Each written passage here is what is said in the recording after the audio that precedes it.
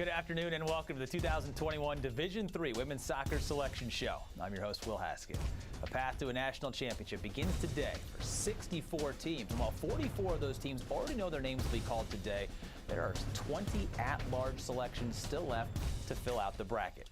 Games start this Friday at local sites, and the following weekend will determine the final 4 teams that will travel to Greensboro for the national semifinals on December the 3rd and the national championship matchup just one day later. It has been a long 2-year wait to finally say this, but let's set a bracket, shall we, for a run to a national championship. The first of 64 teams to unveil is Wash U. The 2016 national champions earned their 20th national title as a national title tournament championship appearance as the Bears enter looking for some fresh momentum, having gone winless in their last 2 starts. They do feature the UAA's leader in shutouts this season. Sydney Connor posted 8 of them. The Bears start with Beloit, champions of the Midwest Conference. Hanover captured the Heartland automatic qualifier and earns a date with Dominican, the AQ from the NACC. Sliding down next, we find St. Catherine, just the second tournament appearance for the program, which now seeks its first tournament win. Amanda Elton's 8 game-winning goals led the MIAC this year, top 2 in the country this season. Those accounted for more than half of her team, leading 15 goals scored this season. Wisconsin Superior celebrating its first tournament berth after capturing the Upper Midwest's automatic qualifier. We stay in state with Wisconsin lacrosse. The Eagles flying into their 4th NCAA tournament, but needed an at-large berth after a loss to rival Oshkosh in the WIAC championship. And they will play Wartburg in the opener, beneficiaries of their own at-large berth for a 9th tournament appearance. You need to watch out for a number of stars on this roster, including Marissa Lopez in goal. She led the conference in shutouts this year for a defense that surrendered the 2nd fewest goals in conference this season, behind only one of the top teams in the country, that being Loras. It is hard to get knocked out of an NCAA tournament when you do not get scored upon. This is a really good defense and a balanced team for Wartburg. Well, we mentioned as we slide on down the bracket, one of those best teams in the country, that is Loras. Top 20 defense featured Kendall Kells in goal. She led the American Rivers in goals against and was top 10 in the country in that category. This marks the 15th tournament appearance for a program without a loss this year, fresh off a conference title and featuring the best record in the nation. That's a tough task for Fontbonne to start after capturing the AQ from the SLIAC. Calvin is next. 2 top 6 scorers in the MIAA highlight an offense heading to the NCAA tournament for a 12th time. Sophie Mueller and Elizabeth Williams are approaching 30 goals combined this season and can get to that total with a deep tournament run. Milwaukee School of Engineering now celebrates an at-large berth despite a semifinal loss in the conference tournament. That earns the school's 3rd tournament berth.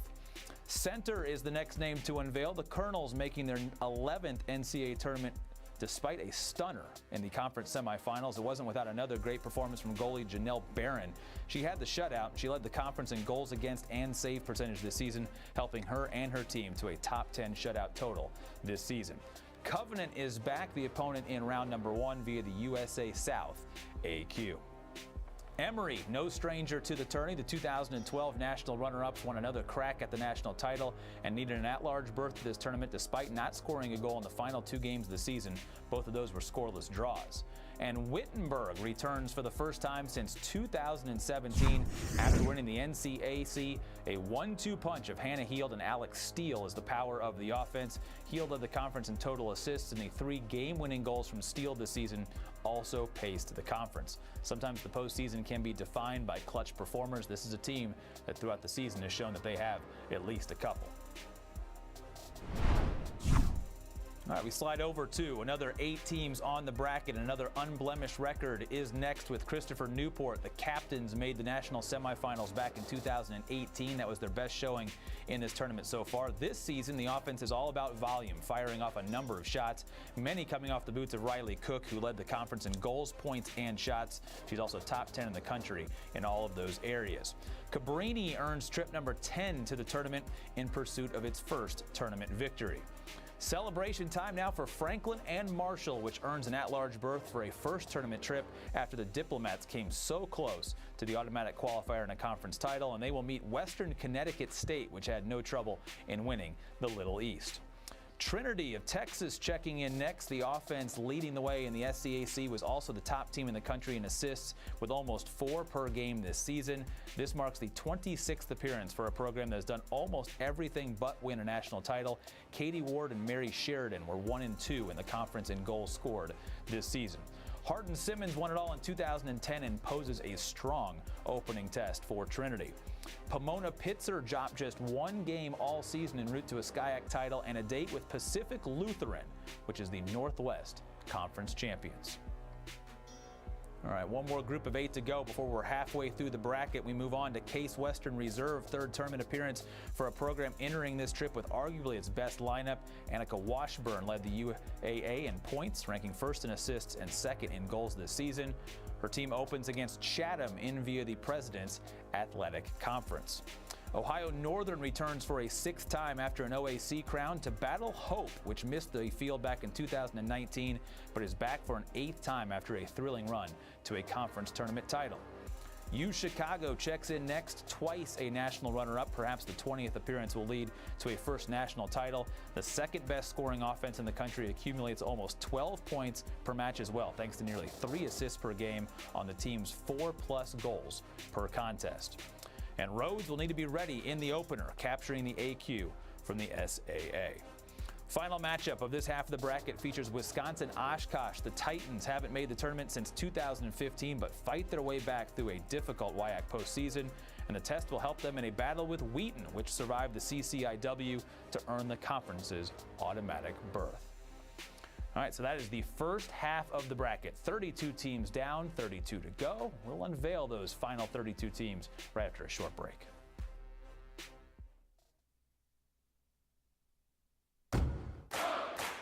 There's an energy swelling out beyond the limits of your expectations. A universe where fandom reigns supreme. Once you're in it, it changes you. Instead of one of one, you're one of many.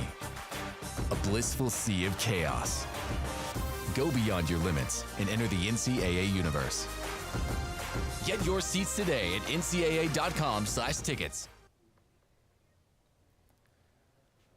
Welcome back to the 2021 Division III Women's Soccer Selection Show. We've unveiled half of the bracket so far, and I know there are plenty of teams out there a little bit nervous, still on the edge of their seats, wondering, will we get one of those precious at-large berths? Let's keep unveiling the bracket, shall we? As we dive back in to the right side, we start with another team that hasn't lost this year. They haven't tasted that losing flavor. Scranton, stingy defense with Amanda Steinberg in goal. She's top 10 in the country in goals against this season.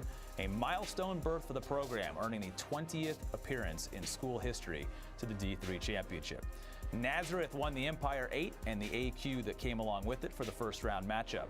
SUNY Geneseo is next. The SUNYAC's top defense features a goalie rotation that sports a 90% save percentage, which is also top 10 in the country. 9th tournament appearance for a program looking to become the 3rd SUNY school to win a national title. Connecticut College returning for a 5th time and is back in the field for the first time since 2017. TCNJ, a common participant in this bracket. No team features a better shutout percentage this season, a top 3 defense in the country in goals against average as well. And with 62 tournament wins and 3 national titles, this is the 2nd winningest program in the history of this championship. Westfield State returning for an 8th time, fresh off of a conference title. It also wouldn't be a tournament field without Messiah. The 6-time national champions are still the reigning queens of the sport and nearly impossible to score on this season. The Falcons haven't surrendered a goal since September the 25th, running off 12 straight shutout wins en route to a MAC Commonwealth title and a 21st NCAA tournament berth. That is a streak Virginia Wesleyan is hoping to snap, winners of the ODAC. All right, next up is Misericordia headlining this next 8 teams of the bracket. Just one of a handful of teams scoring over 4 goals per game this season. Top 5 offense nationally features 3 double-digit goal scorers this year, led by Emma Swelter. After missing the tournament in 2019 for the first time in 9 years, a new streak begins here in 2021. And they face a first-timer in this field in Bryn Athen. Congratulations to the Lady Lions for making history. That was their theme this year. They do make history with the school's first CSAC championship. Lynchburg checks in next. 2014 national champions earning a 20th NCAA tournament appearance and a tough battle with the NESCAC champs from Middlebury, which fought through one of the nation's toughest conferences for a 13th tournament berth. More power on this side of the bracket with William Smith up next. Only a pandemic could keep this team out of the tournament as they're back for a 14th straight tournament here in 2021. The 1988 and 2013 national champions were runner-ups in the last tourney contested in 2019 and enter this year's tournament top 3 in the country in assists, with an offense scoring nearly 4 per game. That is also top 10 in the country. John Jay will offer a stern test in the opening round. They're winners of the Cognac. Hamilton adds more Northeast power here in this group of 8. The 2018 national runner-ups would love another trip to Greensboro after a run to the NESCAC championship this past weekend. This marks the program's 13th NCAA tournament, and they will do battle against the GNAC winners of Johnson and Wales. Fresh screen, we say welcome to the tournament to Wesleyan, a team scoring a lot of goals of late. The Cardinals have netted 2 or more goals in all but 3 games this year.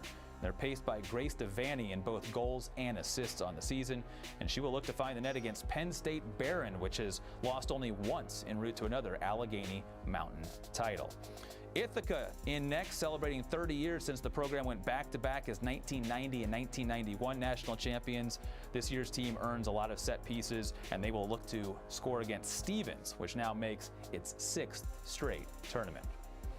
Another solid year for Amherst, a nearly unblemished record this season for the 19-time tournament appearances, but it hasn't been easy. The Mammoths have survived 7 overtimes this year, losing only twice when facing extra time, and that clutch factor will be needed against NECC champion Leslie in the opening round.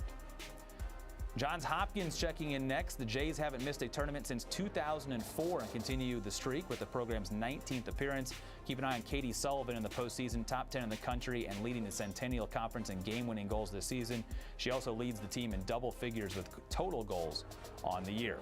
And the celebration continuing for Gordon, which won the CCC championship and heads to the tournament for the very first time. All right, we are almost through, and still a nervous wait for a couple of teams out there. MIT is in. We say hello to the Engineers, who built an impressive resume this season, capturing the NUMAC championship with a 9-0 combined score en route to the title. 16 total shutouts this season for a team that's top 20 in the country in goals against. And that poses a big problem for the offense of Maine Maritime, the automatic qualifier from the North Atlantic Conference. Brandeis returning to the tournament after missing out in 2019. The Judges peaking at the right time, having won 5 straight and reaching the NCAA tournament now for a 9th tournament appearance.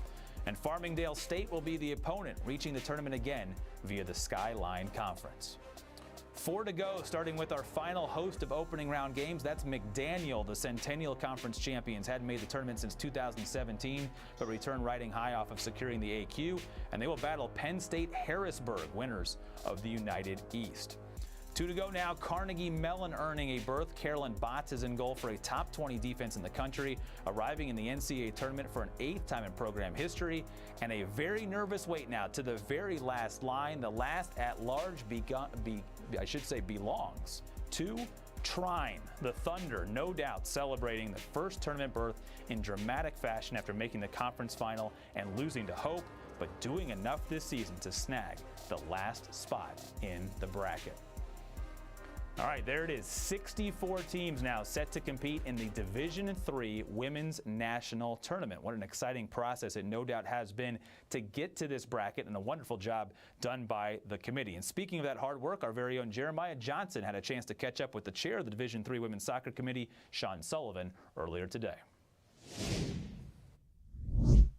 Thank you, Will. Sean, I know this has been a busy weekend for you and your committee as you take a big picture look at this 64-team bracket. What are your initial thoughts, and really, are you happy with how everything turned out? Very happy. It was a long night for sure putting the bracket together, but I think our committee was ultimately successful in balancing out the various pods, keeping a great deal of competitive balance throughout the entire country. And one thing that really was apparent when we were finished this morning was just how tough these pods are, particularly as teams that win advance to the next rounds. There will be no easy second round matchups or beyond for sure. I know everyone over the course of the season likes to look at the region rankings. There are now 10 regions instead of 8. How did that factor into some of your bracketing process and just the team selection process? It's a good question. It was definitely a change of pace. There are some nuances that were new to us this year based on going to 10. I think most importantly, we were ranking more teams. So we were certainly able to bring new attention or additional attention to those quality squads across the country that perhaps in the past would be just out of the rankings. So it was really, wonderful to be able to shine a positive light on some of those programs.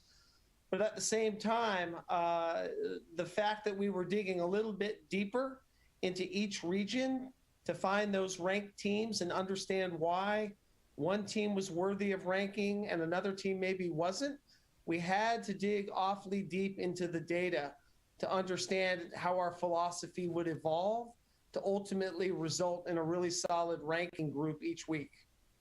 Everyone's goal is to make it to the semifinals and finals in Greensboro, North Carolina. This is the 4th consecutive event that will be held in Greensboro. It goes to Salem, Virginia next year. But how much has that community embraced this event, and what kind of a show have they been able to put on for the student athletes? I mean, they've been fantastic. I mean, obviously, all issues related to COVID and the interruption of play, but last year. But beyond that, throughout our entire agreement with the city of Greensboro, they've rolled out the red carpet. They've been incredibly attentive to our every interest and need, and they've just put on a great production each year. I would imagine, over the coming later in December, they're going to put yet another fantastic event together for us. And then going further into the calendar, when we get to go to Salem, well, they've been fantastic over the years in a variety of sports. So I see no reason why Salem won't be able to keep the high quality of production that Greensboro has been able to attain throughout the last few years. Sean Sullivan, thank you so much for joining us from Indianapolis. Get some sleep the next couple days and then enjoy the tournament. Thank you very much. Will do. Thank you, JJ and Sean. The There's an national semifinals are December the 3rd, and a champion will be crowned coming up on December the 4th. All of the action comes your way from Greensboro, North Carolina. And make sure you don't miss any of the information leading up to it. You can stay updated right here on NCAA.com. Thank you so much for watching today. I'm Will Haskett. Congratulations and best of luck to all of the student athletes competing in this year's championship.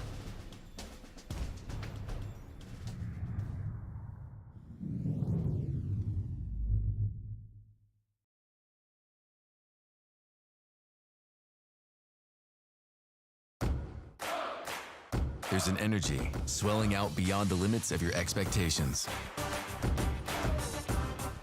A universe where fandom reigns supreme. Once you're in it, it changes you. Instead of one, you're one of many. A blissful sea of chaos. Go beyond your limits and enter the NCAA universe. Get your seats today at ncaa.com/tickets.